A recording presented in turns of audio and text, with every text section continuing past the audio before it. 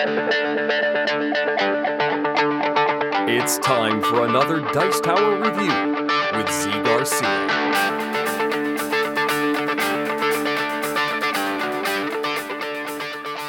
Hey everybody, today I am taking a look at Rise of Cthulhu, which is a two-player tug-of-war style card game in which you are using your cultists, you're kind of the bad guy, to control locations and have those locations be in your command when the old ones awaken and do their old one thing, okay?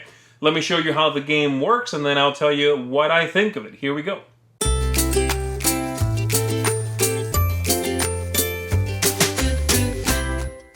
The objective of the game is to be the one controlling the most locations out of these four when three old ones have awakened and they've been shuffled into this deck here. To set up the game, we gave each player 5 cultist cards. We flipped one over to begin what's called the Valley. And as I said, we put the old ones in here and we set some other cards aside that I'll get to in a minute. And then you're ready to begin. On your turn, you are going to take one of 3 different choices. You can play 2 cards, you can draw 2 cards, or you can play 1, draw 1. You can do that in either order. And so the cards look like this. All the cultist cards, they have a large illustration, but they have mainly a color and a number. So purple 7, blue 3, and so on, okay? So on my turn, let's say I want to play, let's say I play here. And so now that I've played there, I'm controlling that location because I have a higher strength than my opponent theirs, and I would turn it to face me, and that's how we mark that I am winning there. Each location also has an ability that comes into play either when someone controls it or when you hit some sort of threshold, things like that. So that could be my first choice, and then as my second choice, I could draw, let's say, and that would end my turn. The other place I can play instead of at one of these locations is I can play to the Valley. And what that lets me do is move this Dark Hunter token, and wherever I place it, 2 things will happen. First of all, the highest strength card there will be eliminated, and then secondly, no new cards can be played there. The way to play at the Valley is you must play either any card that's higher, so I can play a 7 on that 6 and move it, or you play the same color as something that's there. So I could play this purple 3 on the purple 7, also I could move the Dark Hunter, okay?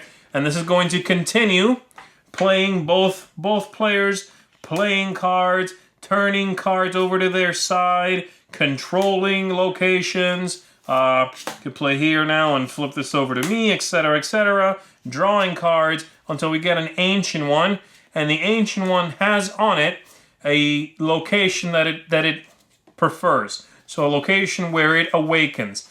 So here's one, and on the side we have letters that tell you where it goes, assuming there is no ancient one there already. So this one prefers Arkham. Goes to Arkham first, and so Arkham is this one here. This shows up, locks it down. Whoever is winning gets an effect, and this person now, my opponent, controls one location. Once 3 ancient ones show up, then we see who wins, depending on who has more locations. So if, let's say, both of these get shut down next, and I'm controlling those 2 to 1, I win. Sometimes it's a tie for the number that people control, and if so, then you go to the numbers here on the cards and just add up those values, okay? Now, a couple of other things. If you are able to play 3 cards to a location on your side of the same color, then you trigger an ability. So 3 cards of the same color, 3 purple cards, let's say, allows you to move the Dark Hunter off of the cards and back to neutral, so basically outside of play. If you play 3 cards of the same number, so a 4-4-4 for instance, then you would draw a monster card from this deck of monster cards, and that gives you a special ability that you can then trigger to mess with your opponent. So this one, for example, is a Dark Young, and it says force an opponent to randomly discard 3 cards from his hand.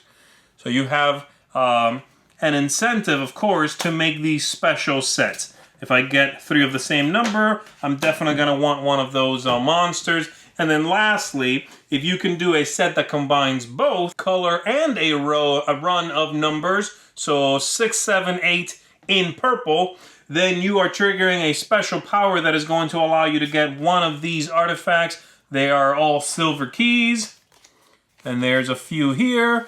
And these have a special power that says they can discard. You can discard it to cancel a cultist or monster card as it is being played, or you can keep it as plus 6 points at the end of the game, okay?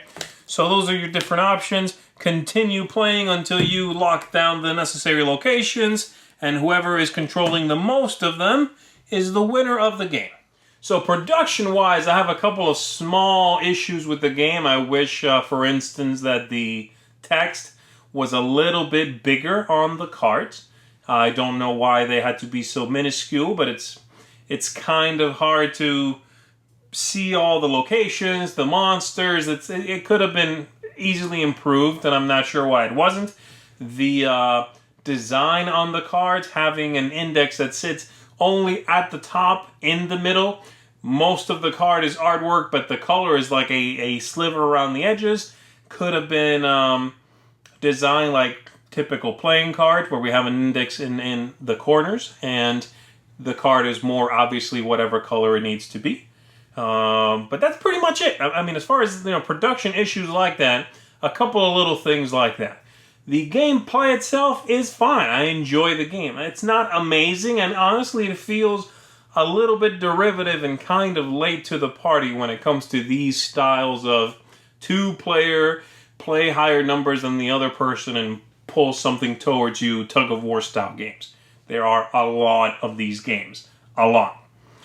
But this one is pleasant. It's again, not amazing, but I enjoyed it. It's something that I like the theme. I was actually afraid when I first took a look at the game that it was going to be much more chaotic and much, I don't want to say sillier, but less well designed, I guess. This Cthulhu theme, it kind of scares me a little bit, because every time I see a Cthulhu game these days, I'm like, oh boy, it could be neat or it could be horrific, because I know this theme is attractive to people, and so designers want to put this theme in games. But this one is a well-designed game. It's a tight design. It works well. It's not clunky at all. And so I appreciate that. It's just not revolutionary or really original. But if you don't care about that, if you like the Cthulhu theme, if you like that style of two-player games, then I would recommend it. And I enjoyed it. I've gotten a few plays out of it, and it's something that I think I'm going to be hanging on to. Maybe not forever, but for a while at least. So, not quite a glowing review, but certainly a recommendation from me. Feel free to check this one out if it is something that appeals to you, because there is certainly nothing wrong with it, and it's a neat little card game. That is Rise of Cthulhu. Check it out. Thanks so much for watching the Dice Tower videos. Find more great videos and reviews, as well as our top-rated audio podcast at Dicetower.com. You can also find other great shows at Dicetowernetwork.com. I'm Eric Summerer, and you've been watching The Dice Tower. The Dice Tower is sponsored by Cool Stuff Inc., where you can find great games for great prices. Cool stuff in stock. Check them out at CoolStuffInc.com.